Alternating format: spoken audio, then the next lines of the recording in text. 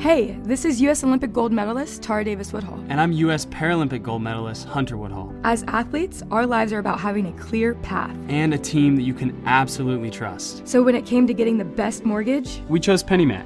PennyMac is proud to be the official mortgage provider of Team USA and you. Learn more at pennymac.com. PennyMac Loan Services, LLC, Equal Housing Lender, NMLS ID 35953. Licensed by the Department of Financial Protection and Innovation under the California Residential Mortgage Lending Act. Conditions and restrictions may apply. Comcast Business helps retailers become seamlessly restocking, frictionless paying favorite shopping destinations. Thank you for shopping. It's how nationwide restaurants become touchscreen ordering, quick-serving eateries. And how hospitals become the patient scanning, data managing healthcare facilities that we all depend on. With leading networking and connectivity, advanced cybersecurity, and expert partnership, Comcast Business is powering the engine of modern business, powering possibilities. Restrictions apply. On eBay, every find has a story. Like if you're looking for a vintage band tee. Not just a tee, the band tee. You wore it everywhere. Until your BFF stole it. Now you're on eBay. And there it is. Same tee, from the same tour. The things you love have a way of finding their way back to you. Especially on eBay. Where else can you find that mint trading card you searched everywhere for? Or your first car. The one you wished you never sold. It has to be eBay. Shop eBay for millions of finds, each with a story. eBay. Things people love. Every small business owner has that one moment that could have broken them. But remarkably, it didn't. Hi, I'm Ben Walter, CEO of Chase for Business. And on Season 3 of The Unshakables, my co-host Kathleen Griffith and I are bringing you more incredible stories of overcoming the impossible. Listen to The Unshakables wherever you get your podcasts and learn more at chase.com/podcast. JP Morgan Chase Bank, N.A. member FDIC, copyright 2026, JP Morgan Chase & Company.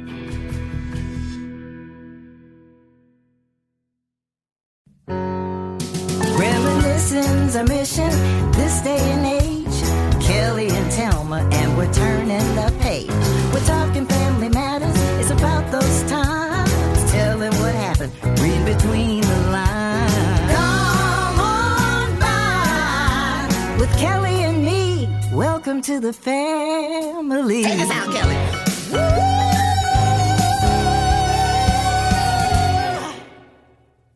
Welcome to the family, Welcome. Hey, another week. You got us again. I'm Kelly. And I'm Thelma. And in the 90s, we both starred in the sitcom Family Matters. You may have heard about it. But today, we rewatched Season 1, Episode 13, Man's Best Friend. But wait a minute, before we get into that, you know I gotta ask you, what up, girl? Girl, so this week, I started just trying to go through stuff, purging and trying to find stuff that I've misplaced, and came across a bunch of old pictures and magazines and all this. And I found the National Enquirer. With you in it? In it during Circus of the Stars. Oh, wow. No, not Circus of the Stars. I'm forgetting which, Battle of the Network Stars. I've done so many Star Games and all that. But it was Battle of the Network Stars. Yo Fo Bro is also in the shot. We didn't even know it until here lately.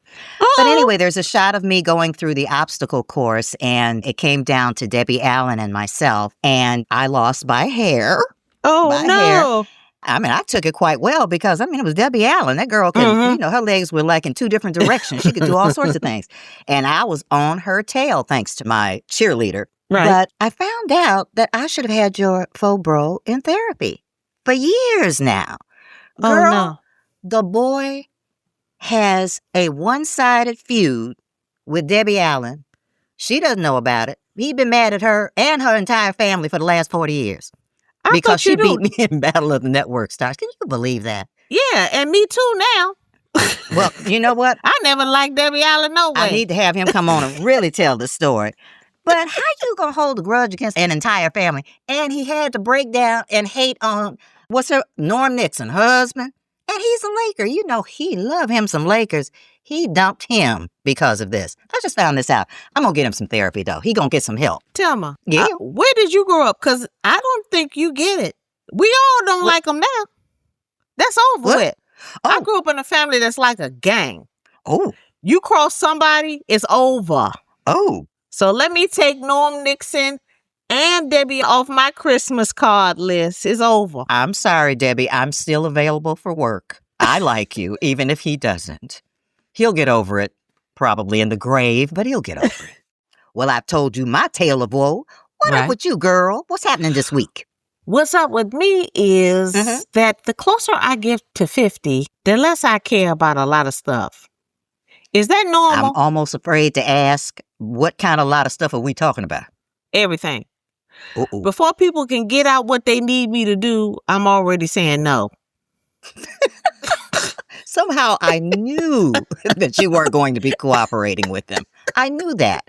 I knew there was a no coming. What's up with that? It's like some kind of liberation. Because I thought it was just me at first, but I think it's for women. You know, you like stop being polite. You just like, no, that doesn't work for me. My mother's really good at it, actually. It's like the nicest no possible, but it's still a no. Yeah. She says it very sweetly, Yeah. but she means it meanly. No. No. No, that's not happening. Yeah. I think you just get to a point where you're so tired of people messing with you that you just, as soon as they start talking, you say no. Just in case. It really just is. In case they can. Let me show you how it works. Kids Ask me a slick. question. Ask me a question. But, okay. So, Kelly, I'd like to go over my girlfriends. But if I even, what if she come over? No. No. What if we meet outside of the front? Oh. So I should go to my room? Yes. Oh. I think we just get to a point. Now, it even gets worse the older you get. You're worrying about 50. Really? I'm worrying about turning 100. But my grandmother got to the point where she just didn't care about nobody and nothing. Yeah. My grandmother would walk into a bank, see a line all the way to the door, walk all the way to the front, get in front of the person that's talking to the lady and tell her, child, you young, you can stand here a while. I'm old. I need to get my work done and get out of here. Oh, I can't wait till I graduate to that level. I mean, because this is just so liberating. I can't even imagine it getting deeper than this. Oh, girl, it gets deep. And people would I would be like trying to act like she wasn't with me. And people would just go for it. Oh, okay, lady. They probably thought she was nuts, which she was. You're really good with the nice nose, too. You got the nicest nose, too. I had a good person to practice on. Fobro. I spent years saying no. No? Just no. Didn't I say no? I said no. But, that's kids. Kids are slick. Yeah. Kids are slick. They'll catch you off guard and get a yes out of you when you really did not mean to say yes. Oh, okay. All right. So I'm not crazy. So that's what's happening with you. Well, I guess, let's get into it. So today's episode, I said before, yes, is called Man's Best Friend. It was written by Robert Blair and directed by Richard Carell. Now, we never knew him as Richard. He's just Rich Carell to us. Carell. Rich. Hey, kiddo. It aired on January 5th, 1990. Girl, we out of the 80s and into the 1990s. Yes. Now, do you remember anything about the New Year's Eve of 1990? It wasn't Y2K, but it was a whole new decade. Right. Do you remember anything? No, because I told you my mother was the type of person that made us go to bed at 8:30 until we left. Home? But you had to be deathly ill to talk to my mother after 8:30. Oh, my God. Worse than I even knew. No, it was like genius. I do that with my kids, too. They must have known, like this in the blood. Because after, my mother says, I service you from 6 a.m. to 8:30. After 8:30, I service you? Not talk to me unless you're sick. Well, what if you're sick and you can't talk? I don't know, but it worked for me, too, because if people let the kids stay up 10, 11 o'clock at night, I don't know how they do it. You got issues, Kelly. You got issues. You keep saying that, but it's working out for me. But it's true. It is. Now, don't ask me if I remember anything from the 1990s, because I do not. I do know at that time I was on Family Matters. I can tell you that for sure. Do you remember what music was playing on the radio at the turn of the new decade, Miss Kells? Well, the number one song on the Billboard R&B album chart was Tender Lover by Babyface. Now, you talk about some good riding music. You put that album on and just go for a drive. That's living. And the number one song on the Billboard R&B singles chart was also Tender Lover by Babyface. So he was working. He was getting it together. Oh, you know what other song I loved of his was Whip Appeal. Oh, yeah. You got that whip appeal, so whip it on me. Yes. There were a couple of interesting world events that week. That crazy Panamanian dictator General Manuel Noriega surrendered to U.S. forces to face charges in Miami related to drug trafficking. Dun, dun, dun. There's something we don't hear much about. And the first McDonald's restaurant in Moscow opened on January 2nd, symbolizing a huge shift in the Eastern European politics, culture, and economics.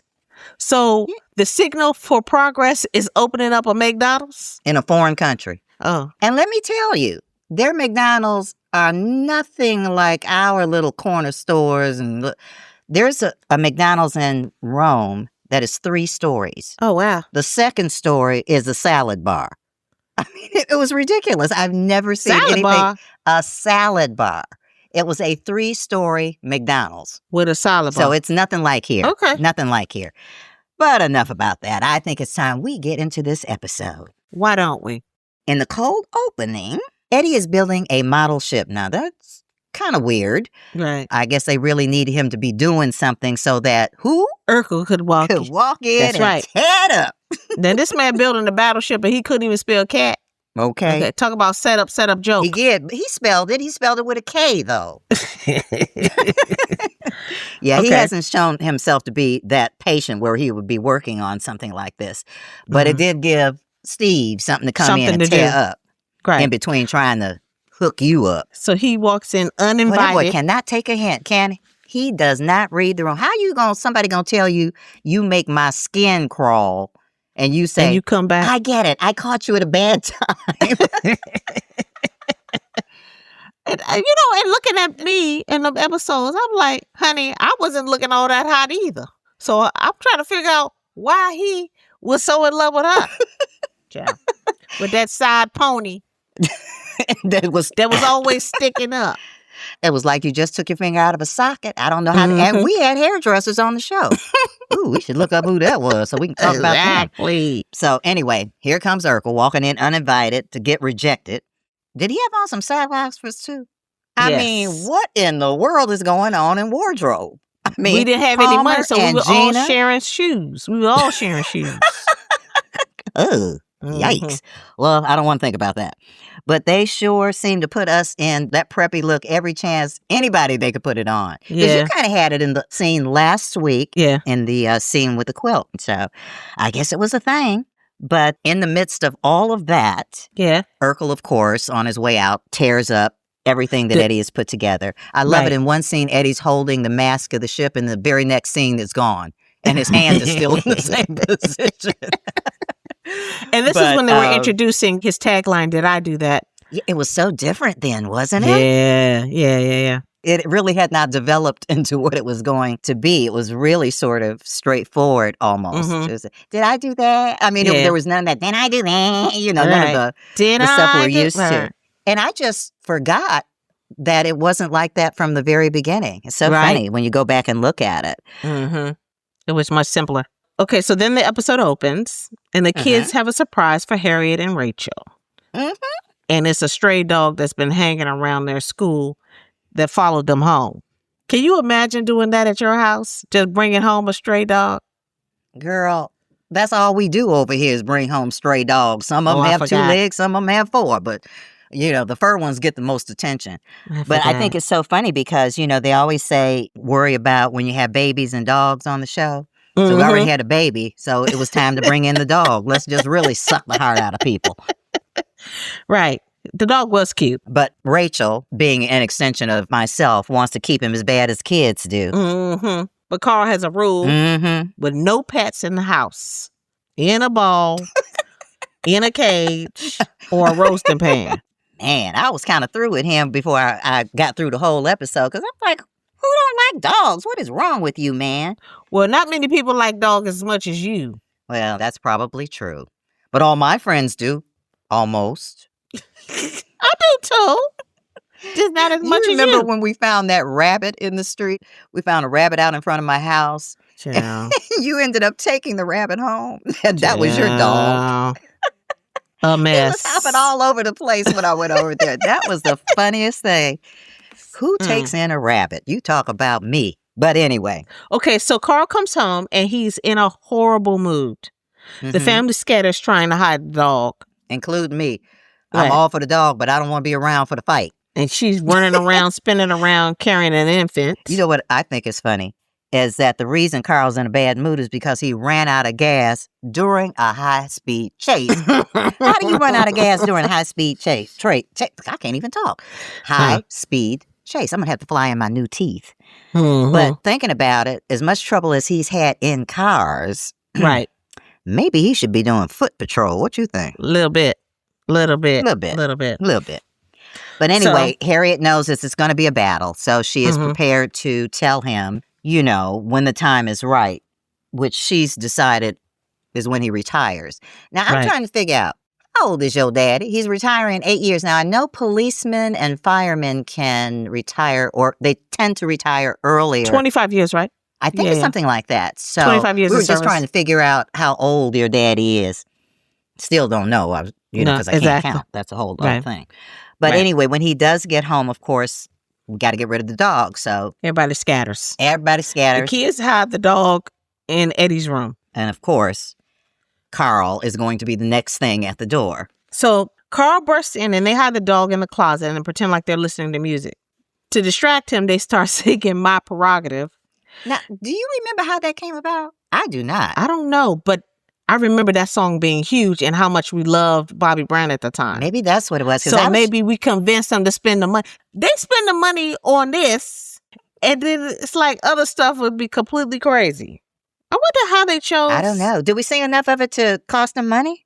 Oh, yes. It's 8 bars. Enough it's to do 8 all bars the moves before they can charge. We did all the dance moves. Well, we was trying to move. What kind of dancing was Rachel doing? Rachel is just like, sometimes is the biggest kid in the bunch. I love that about her. But that's what made her character so fun. She was you're like the ultimate cool aunt. You always get to play that role. I don't know if I was the cool aunt or the crazy aunt. And maybe it was because she went from home to marriage, back to her sister. She's like one of Harriet's kids. Poor Harriet, raising a grown woman with a baby. Yeah. But I love the fact that Rachel is just kind of nutty sometimes. She's on the Eddie scale sometimes. Just a little off. It's in the But genes. I like that about her. It's fun. Yeah, me too. I also noticed how much you and Jo Marie, you guys had a lot of great chemistry too, as like the sister vibe. Right. You know, we had a lot in common as well. So it really helped. For instance, you know, later on when the show comes up about the father, that was something that we could both really relate to. And so we had a lot of things other than just our age and just being in that age group. We had a lot of things in common as well. So like what? Just everything. We were both moms. We were both workers. We were both creative. We both loved to cook, although nobody can bake a peach cobbler like Jo Marie. I don't know if she gets in the pan with the pie or what.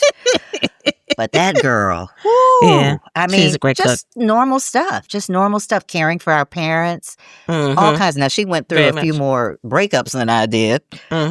Few. But I did. I was there for them. So we had that in common, too, because some of that stuff, you know, we would talk about after work or whatever. You know, a lot went on. We were grown folks when we needed to be grown. But my character was nothing like that, and I love that. Yeah. So when Carl comes in and we do our number that we're going to apparently take on the road, Carl discovers some dog treats because, of course, Rachel had gone out and spent the $4 and $5 that she had on the dog. With a job she didn't have. And he likes them. So then everybody else is forced to eat the treats too. Or at least to pretend to. Only Eddie, of course, likes them and turns the bag up. Just like his daddy. Yeah. Now, by the next morning, things are getting a little harder to control because Carl's favorite slipper has apparently been chewed up, Harriet said, by baby Richie with his one tooth. You know, and we're going for it. Right. What did Carl say? This was not done by somebody with one tooth. Well, I see he's a good detective after all, huh? Unfortunately, he hears the dog scratching in the room, and he comes out draped in a towel as if he's going to some sort of, you know, affair. But what a sweet dog he was. I don't remember what his real name was. Was it Mickey? I don't know. I don't think so. No? Okay. Yeah, he was. Because usually, you know, the dogs are like kind of hard to deal with. That dog was really sweet. He really was. Mm-hmm. So the whole family tries to convince Carl to let them keep the dog. Yep. But we find out that Carl has a history with dogs and that he also has PTSD over this childhood dog he had. And it's fitting that Harriet says, get some therapy. Get some therapy. That's right. But you know what? That's a real thing. I mean, as a dog lover, a dog rescuer, a dog mom, at any given time, I get it because it takes a person that really considers that dog a part of the family. So many people really do consider their dogs part of the family. Yeah. And unfortunately, part of that cycle is death. But it is tough and it hurts. It stays with you for a while. I deal with it by thinking about the fact that when this baby is gone, because generally, unless my dog just dies on its own, I don't take it to be euthanized. I have the vet come to me because I want them home and safe and in my arms and all that stuff. Yeah, it's a tough thing to deal with, and it does stay with you, that loss. But I always look at it as an opportunity to take in another little life that maybe I wouldn't have been able to take in when that one was here. But girl, I've had as many as 5 dogs in my house at one time. Puppies. This whole episode, I totally was thinking about you. I've never known you not to have a dog. That's right. Or several.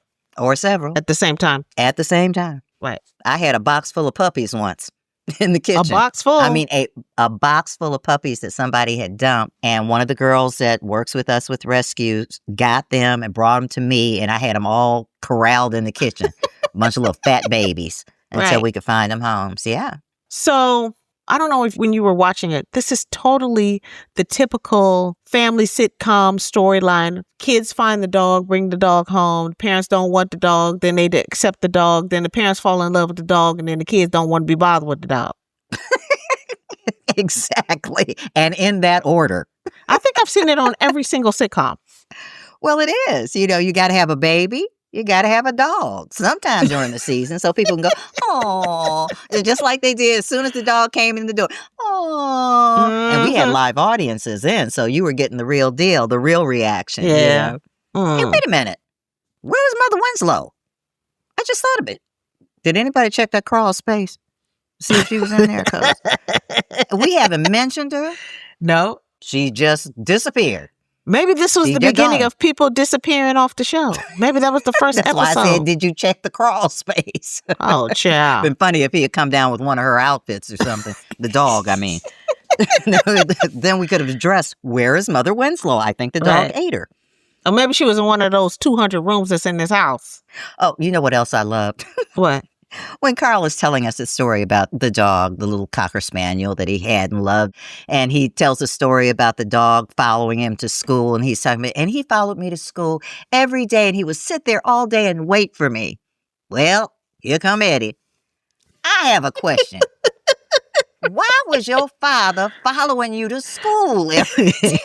That boy, he is hilarious. Did he smarten up as the episode towards the end? I wonder, it seemed like he smartened up a little bit. No? He has like a thought or two during the... A thought or two? Did that make sense? That, it's not so outlandish.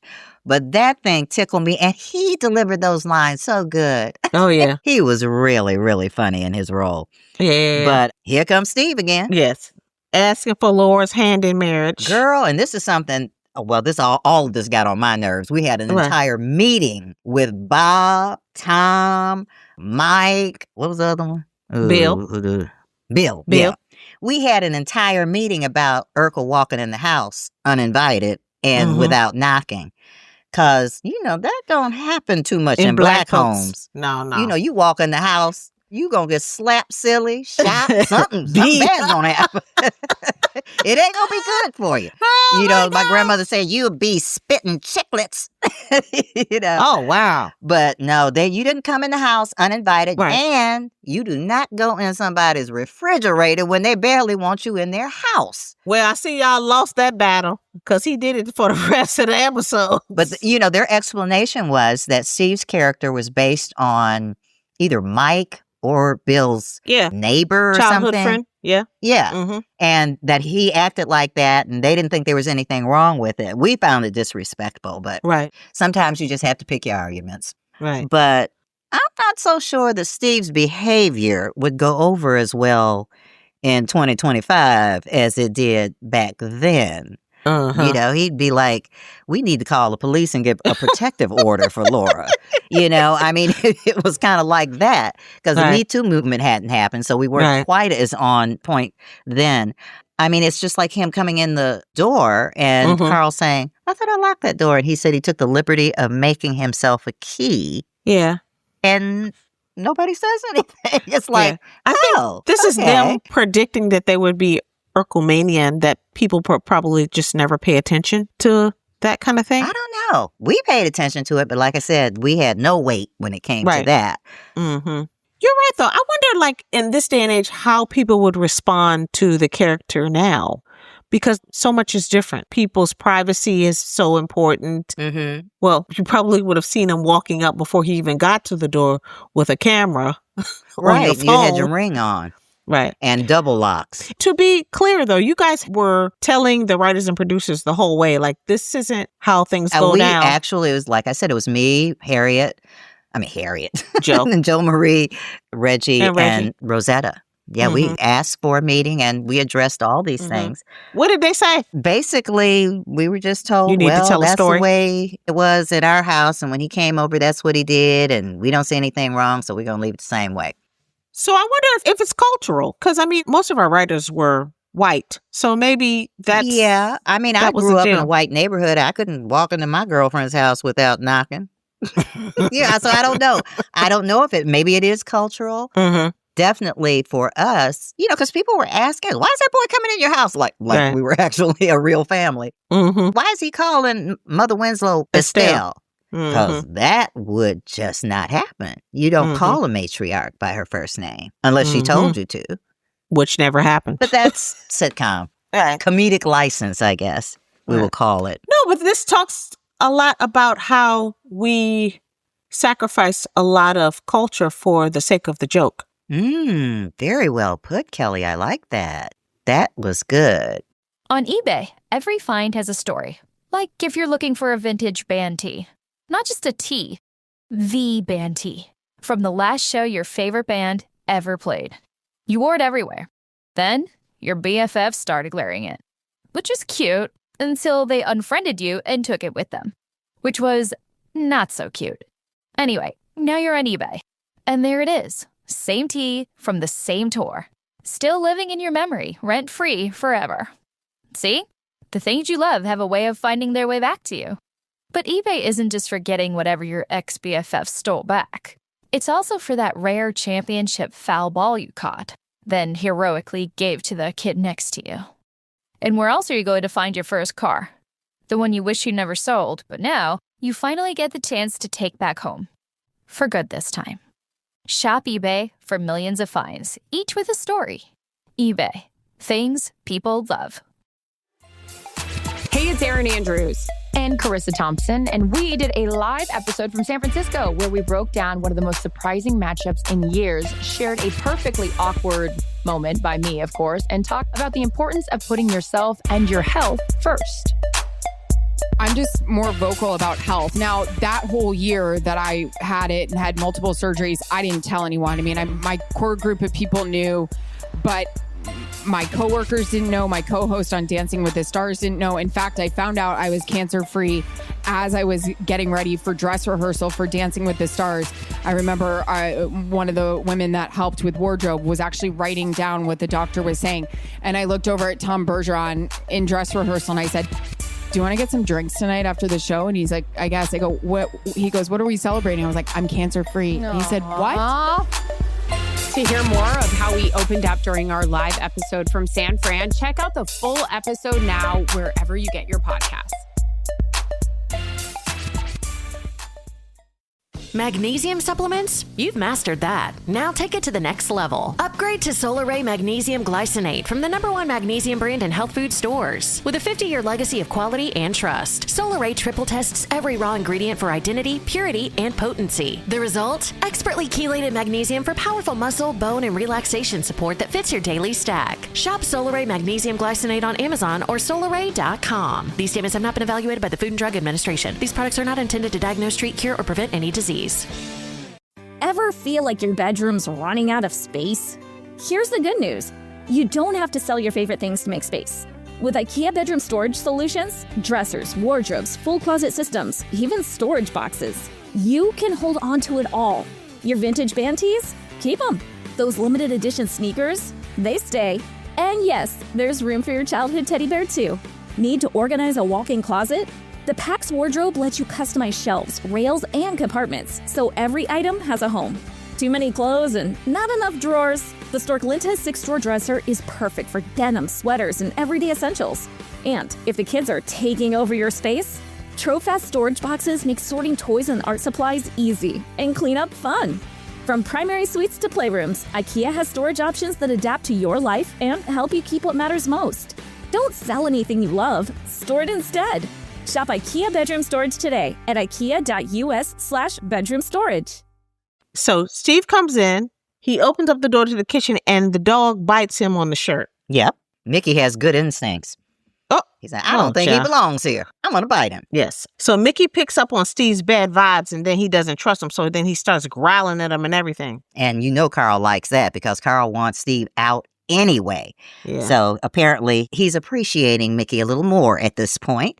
And you see the love start to happen. The love between the dog and Carl. Yeah, the love connection. Yeah.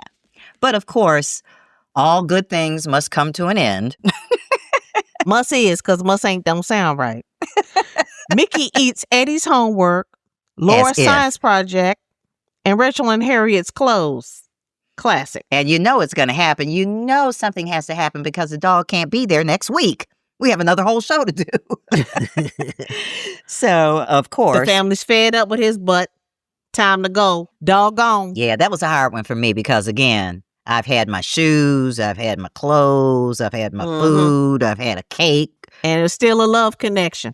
Still a love connection. I'm mad for a while, and then they look at me, and I'm just like, okay. So this part of just all of a sudden, the dog's bad, get rid of the dog. Right. So that was a hard scene for me to play. Right. Because I don't feel that way, but that's just me. But by this time, Carl and the dog had been running in meadows towards each other in a love fest. Like they was on a Little House on the Prairie. Oh, my. Well, that's another. Let me think about that one. Carl has to break down and break the news to the dog. Now, isn't that cute? Let me be the one to tell him. He's so cute. And it seems like this episode was written by you because obviously the family is a little hasty in taking in the dog. But yeah, they should have consulted with me for this episode. Well, clearly they did because, honey, this dog was some kind of demigod in Carl's life after a while, right? Yeah, well, I think that when you've been afraid to feel something for so long and then something grabs that, and it usually is something like an animal because they are so innocent, they, and helpless and all of that, that you just get sucked in and all those old feelings that he had for his Cocker Spaniel are just back. He's got another doggy that he loves. Thelma, why does this whole episode feel like an APCA commercial with you and these dogs? Well, I do owe them money. Yeah, talk about SPCA. I'm a member. I know. I can't help it. I love animals. Oh, girl, we've had such good animals. I mean, last year, the day after Christmas, your Fobro calls me. He's got my car. He's down the street, and he's telling me about this dog. And I'm like, yeah, okay, hoping he's not going to bring it home. Of course, that did not last. He brought the dog home. It was a Belgian Malinois. Beautiful dog, but much too much for me. I mean, this is one of those dogs that I couldn't even handle at home. But we found him. It took, we had a friend of ours who fostered him for us a lot of the time, and he spent time here. But he's a lot. They're working dogs, so they need to be moving and doing stuff. So I couldn't take him on. Okay. But we found him a great home. He's living out in the country. He's doing these mule train things where he guides the mules. He's getting to jump into the water and play ball and fetch. And he's got other Belgian Malinois that he's playing with. And he's with the retired police officers. Oh, nice. husband and wife. So they really know how to work him and keep him happy. And then our last little baby that we had, Mochi, is a little, like a Malibu or something. Very, very cute. Almost kept him. He was such a sweetheart. He's living out in Pacific Palisades now. Okay. He's living the life. He had to evacuate, but he's okay. Right. He's back. Right. Okay. There's just something so heartwarming. Even if you can just save one, it just touches my heart. So that's a happy part of my life. Dog rescuing, we do a lot of that. You know, it's funny because it's not even like I'm looking to rescue dogs a lot of times. It's just like they find us. The Mochi, the little Malibu, was under my neighbor's van. Oh, wow. Let me ask you this. How did you guys find Pepper? This is the dog that has been around since before I was around. Pepper came from Detroit. We actually... That dog has to be the longest living dog in history. He lived a good little while because he was still alive when we moved up here. In fact, he's one that ate my shoe when we moved up here. That was his way of getting back at me. Every time I'd come home and I would close the closet, this dog had figured out, a Dotson, how to open the closet and get my favorite 2 pair of shoes and ate them. I'd come home and there'd be like leather everywhere. I was so done. Oh, so yeah, because done. those dogs, and I'm convinced about this, Black people teach dogs how to speak English. Black dogs, they know what their owners mean and what to do, just like like the owners are their parents. Right, right. Get out of there. They know what to do. They look at you, too. Right. They'll give you side eye and everything. It's crazy.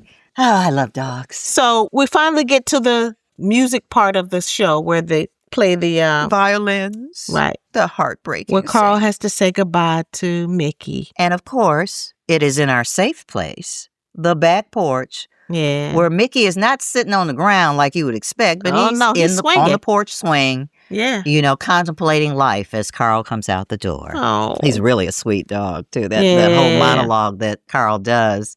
It really seems like he's listening when he whines and puts his little head on Carl's knee. So cute. So cute. Were you crying? No, I was not.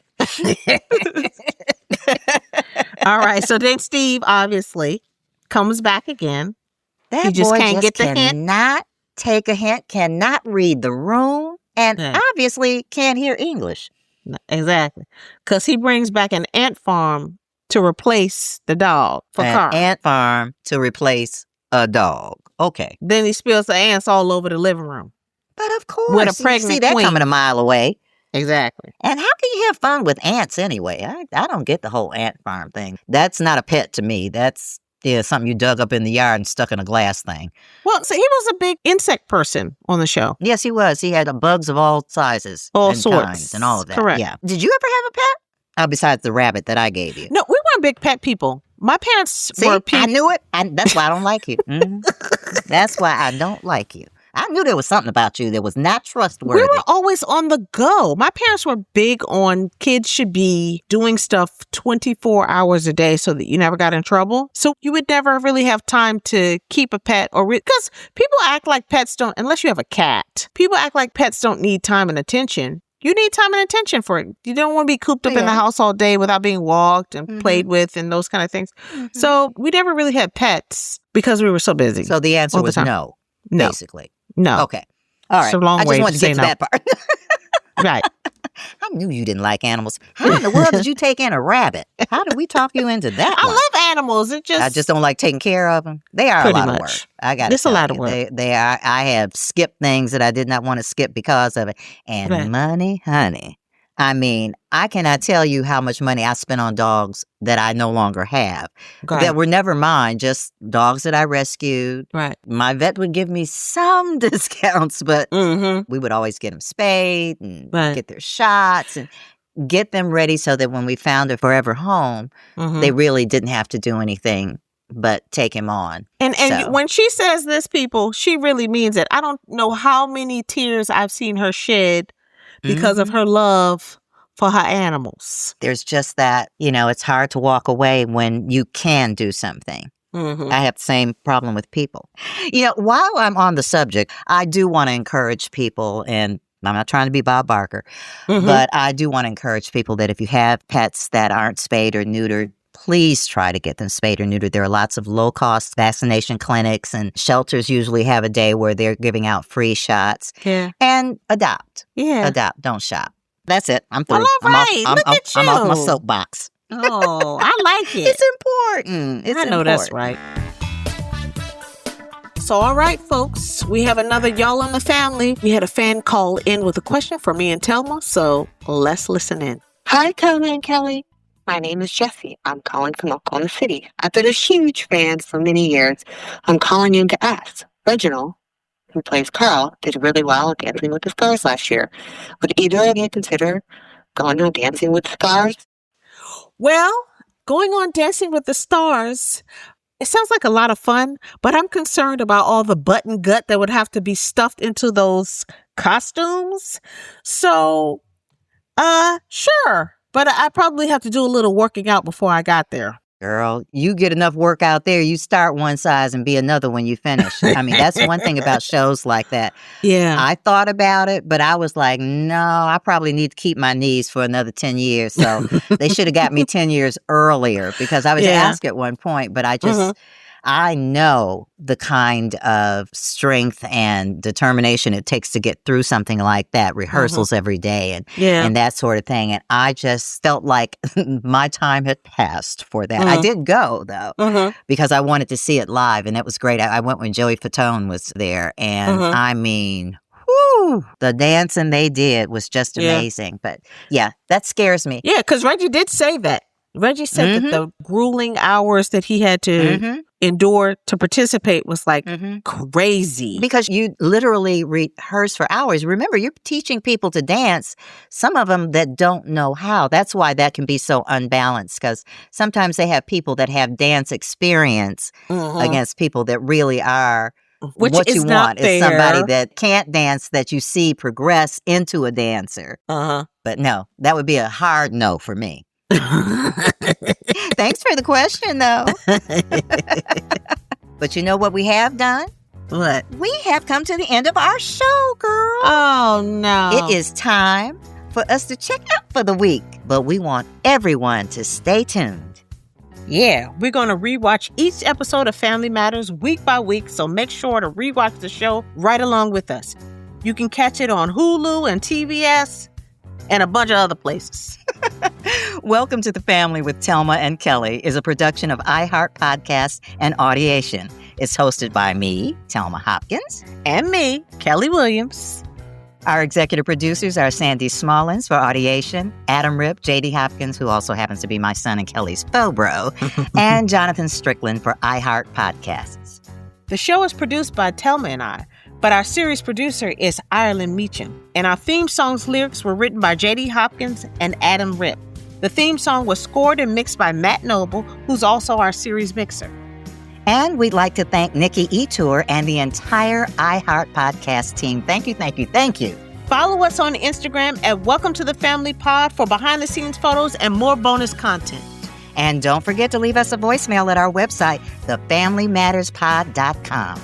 We want to hear your thoughts and favorite memories of the show, and let us know if you need advice, because we're good for some bad advice. We might be able to help you with your own family matters.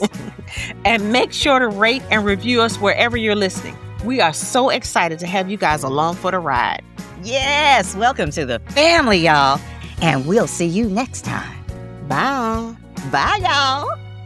Welcome to the family.